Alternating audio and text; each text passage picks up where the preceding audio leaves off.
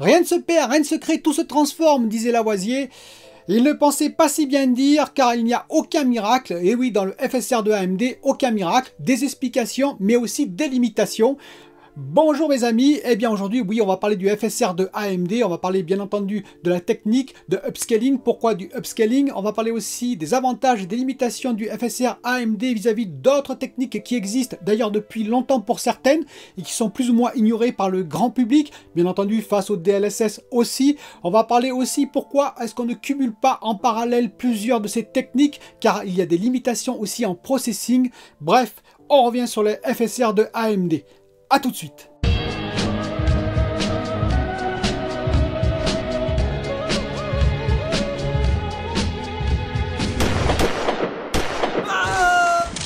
Alors bienvenue dans ce JV Top, je vous dis tout ou presque.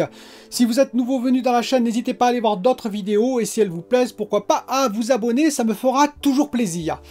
Et mettre un pouce bleu bien entendu et tout ça et tout ça. Alors pourquoi on fait du upscaling, allez-vous me dire? Eh bien c'est, vous le savez bien entendu, pour libérer du processing pour le GPU. C'est-à-dire que si on a un GPU qui est un peu limite en termes de FPS, d'images par seconde, eh bien grâce au upscaling, en prenant une image de plus petite résolution, eh bien on va pouvoir traiter plus d'images à la seconde, le GPU va pouvoir traiter plus d'images à la seconde et ensuite on va faire un upscaling pour faire un 4K dit natif, entre guillemets, s'approcher le plus possible du 4K natif qui est sur nos chers téléviseurs. Pour la plupart des téléviseurs, puisqu'il y a encore des téléviseurs, bien entendu, Full HD, mais ça c'est une autre histoire. Alors, l'upscaling, ça consiste en quoi? Eh bien, imaginons une image Full HD 1920 colonnes sur 1080 lignes, rappelez-vous, et on veut la passer en 4K. En 4K, c'est simplement 4 fois plus, c'est-à-dire 2 fois plus de lignes et 2 fois plus de colonnes, c'est-à-dire 3840 colonnes sur 2160 lignes. Eh bien, qu'est-ce qui va se passer dans ces cas-là? Il va se passer qu'on va avoir des points qui vont manquer, et même plus que des points, des lignes et des colonnes qui vont manquer, c'est-à-dire qu'on va avoir une colonne sur 2 et une ligne sur 2. Donc pas mal de points qui manquent, c'est-à-dire sur un carré de 4 pixels, on n'en aura qu'un seul qui proviendra de l'image de départ. Les 3 autres sont absents. Il faut bien entendu que le téléviseur les reconstruise. Le téléviseur ou le système bien entendu qui va faire le upscaling avant, comme nos chères consoles ou pourquoi pas les PC. Donc la première technique la plus simple, on prend les 2 pixels les plus proches des pixels manquants. Par exemple sur une même ligne, les 2 pixels qui sont présents, on prend le pixel manquant qui est au milieu et qu'est-ce qu'on va faire? On va tout simplement calculer la couleur moyenne entre ces 2 pixels. Par exemple, si on a du noir, parce qu'on a une lettre parfaitement définie, et du blanc, parce qu'on est sur un fond blanc, eh bien, on va dire, ah, tiens, ça va être du gris. Voilà la couleur moyenne, et ainsi que la luminescence, c'est-à-dire la lumière, l'intensité lumineuse, si vous préférez, l'intensité de la couleur qui va être rendue à l'écran. Et ainsi, on va se retrouver avec du gris. C'est pour ça que quand on applique cette technique, on a des effets de flou, puisque bien entendu, si on a une lettre, par exemple un L qui est parfaitement défini, mais qui manque des points, eh bien, l'upscaling ne sait pas s'il va mettre du blanc pour bien trancher ou du noir pour, parce que c'est la lettre en question qui continue sur cette colonne-là. Donc, problématique. Et donc, il y a des tas de techniques qui existent, bien entendu. Ainsi, l'interpolation bilinéaire va un peu plus loin. Elle va prendre les 4 points les plus proches qui existent physiquement, par exemple de l'image Full HD, et elle va interpréter chaque point qui manque par rapport aux 4 points les plus proches, pour essayer, on va dire, d'être un peu plus exhaustif, un peu plus précis. Mais tout ça, ça reste malheureusement, on va dire, flou, parce que, bien entendu, elle ne peut faire qu'une interprétation. Alors, est-ce que justement AMD, avec son FSR, son Fidelity Super Resolution, a réussi à faire mieux? Eh bien, il y a plein de tests qui sont apparus. Alors, je voudrais tout de suite remercier Olivier, dont je vais mettre d'ailleurs la chaîne en dessous, qui a fait des vidéos très intéressantes sur Terminator, sur Godfall, avec sa RX 6800 XT, et il a fait des essais avec différentes résolutions de FSR dont on va parler juste après. Donc, si vous voulez aller voir ces vidéos, elles sont intéressantes. Vous pouvez d'ailleurs vous abonner à sa chaîne si vous le voulez. Alors, qu'est-ce qu'il y a d'ailleurs dans le FSR de AMD? Eh bien, il y a 4 systèmes de résolution. C'est un peu comme le DLSS de Nvidia, rappelez-vous. C'est-à-dire qu'on a un super résolution, on a balanced et on a performance. Plus on va vers le bas, vers performance, plus bien entendu, on va avoir du FPS à la fin, c'est-à-dire plus de performance, c'est le cas de le dire, hein, plus d'images à la seconde. Par contre, bien entendu, la qualité va être amoindrie et on va en parler après.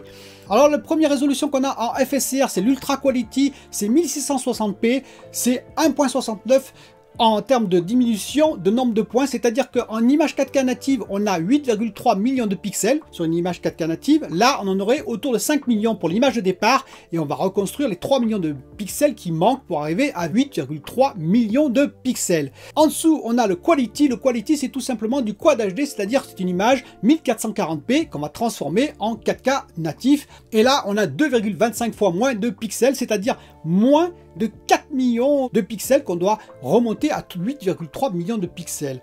On a le Balanced qui est à 2,89 de diminution et on a bien entendu le Performance qui lui est une image Full HD au départ, c'est-à-dire 4 fois moins de pixels, autour de 2 millions de pixels pour aller jusqu'à 8,3 millions de pixels en 4K natif. C'est juste énorme à faire. Alors en termes de résultats, déjà, qu'est-ce que ça donne? Eh bien c'est très intéressant, il faut bien l'avouer quand même que le FSR de AMD est quand même très intéressant.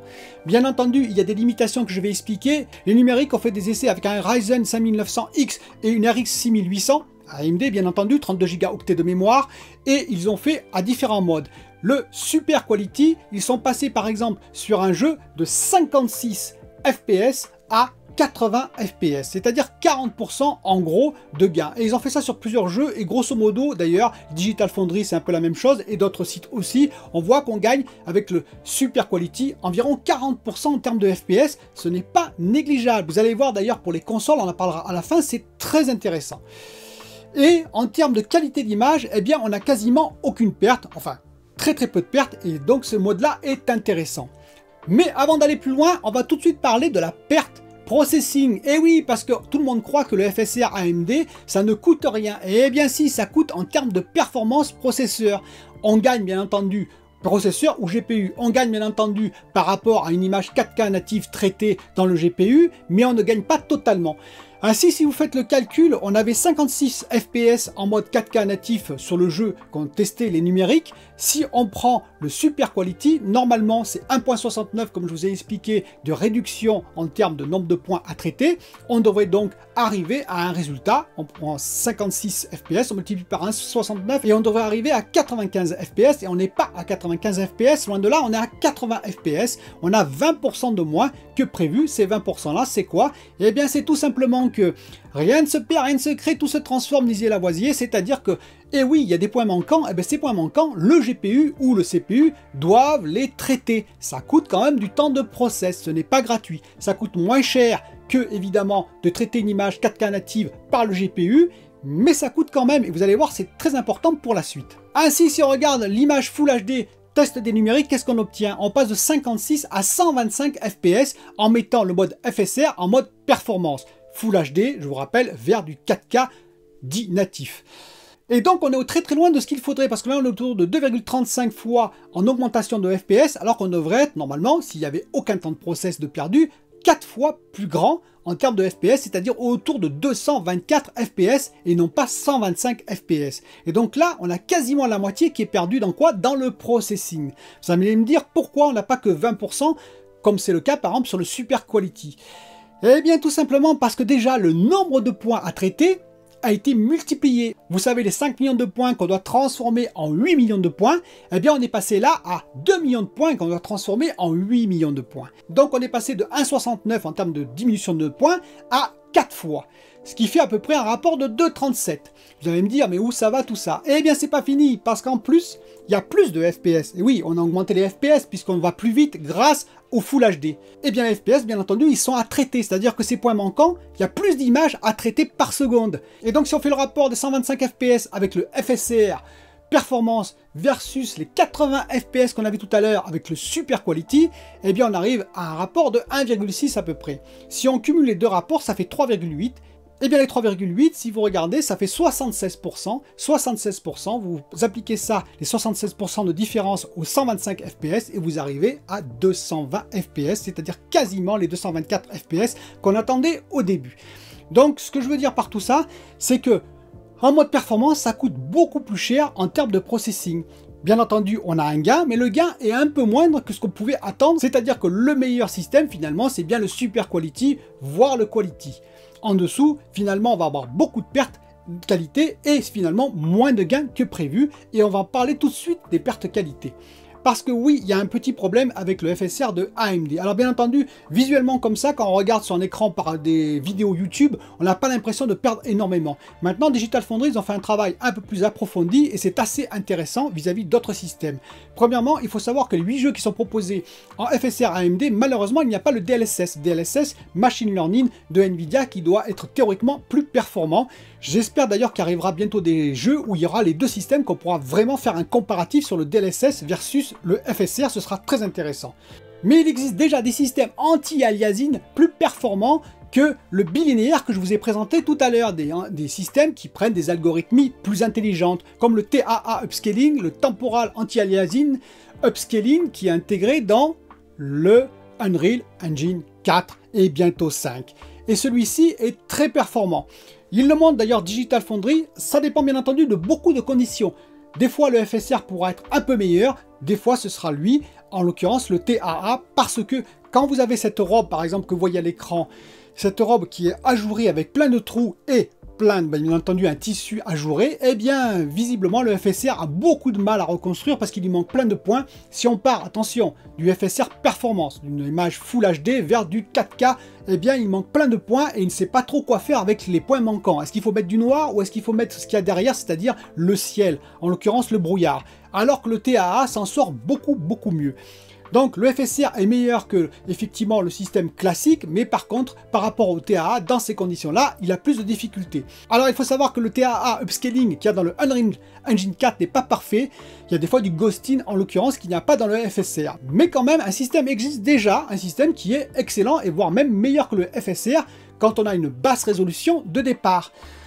Donc AMD va imposer un système effectivement à beaucoup qui n'est pas forcément le meilleur dans toutes les conditions et ça c'est important de le comprendre. Alors certains m'ont dit mais pourquoi on ne cumulerait pas différents systèmes? Eh bien je vous ai donné l'explication avant. Premièrement, si jamais on fait les systèmes à la suite, par exemple imaginons on fait du TAA Upscaling par du Unreal Engine 4 et ensuite on voudrait faire du FSR, ça ne sert à rien puisque le FSR recevrait une image qui est déjà en 4K.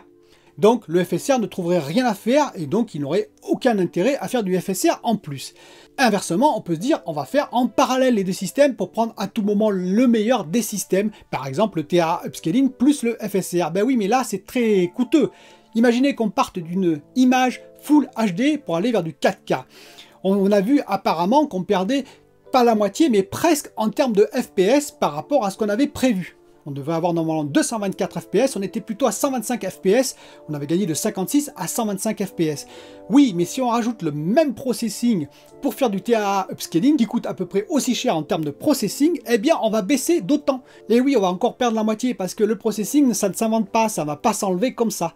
Et donc là, on passerait par exemple peut-être à 60-70 FPS, peut-être 75, c'est-à-dire en dessous de ce que donne le Super Résolution, qui est largement suffisant en termes de upscaling, on l'a bien vu, en termes de qualité c'est super, et ça nous fait gagner quand même 40%. Donc le résultat serait plus mauvais en cumulant ainsi les upscaling plutôt qu'en en faisant qu'un seul. C'est toujours une question en fait de performance qualité.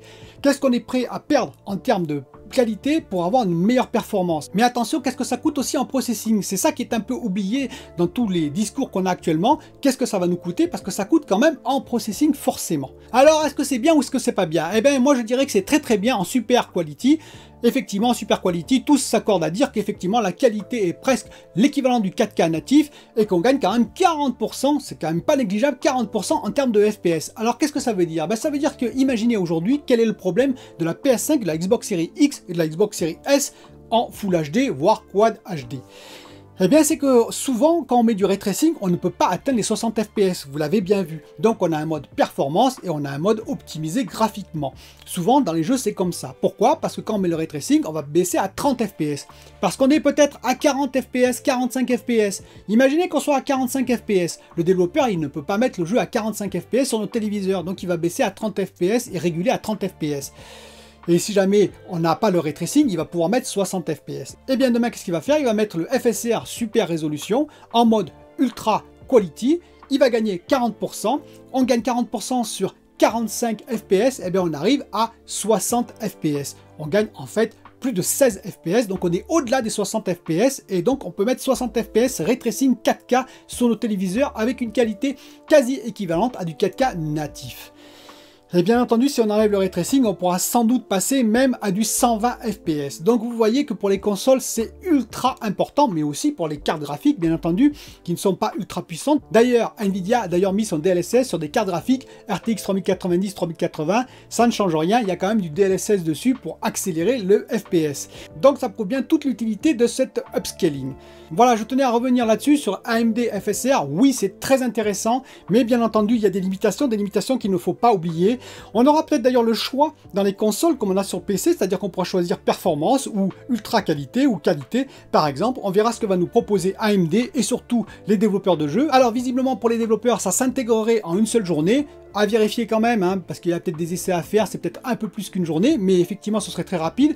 Mais ça aussi, ça existait avant, c'est-à-dire que dans le Unreal Engine 4 par exemple, ou 5, il y avait, comme je vous ai expliqué, le TAA, le Temporal Anti-Aliasing Upscaling, ben ça se mettait simplement avec un clic en quelque sorte, c'est-à-dire que c'était très rapide aussi. Et il faut savoir que Ubisoft ont leur propre système, Capcom ont leur propre système, il y a plein de compagnies qui ont leur propre système d'upscaling. Ça n'est pas né chez AMD d'un coup comme ça. Mais l'avantage de AMD, bien entendu, c'est l'uniformisation de ces systèmes et surtout l'amélioration. On espère qu'ils amélioreront le système petit à petit pour le rendre encore plus performant avec une qualité optimale à l'écran. Je vous dis à bientôt pour une nouvelle vidéo.